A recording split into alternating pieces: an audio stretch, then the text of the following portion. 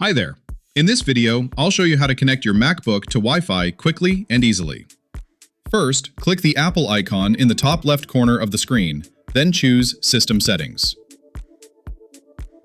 Next, open the Wi-Fi settings. If your Wi-Fi is not turned on, click Turn Wi-Fi on. Once it's on, wait a moment while your MacBook scans and shows the list of available networks.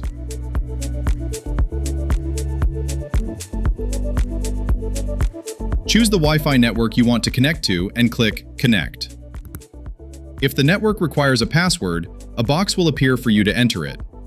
Type the correct password and click OK.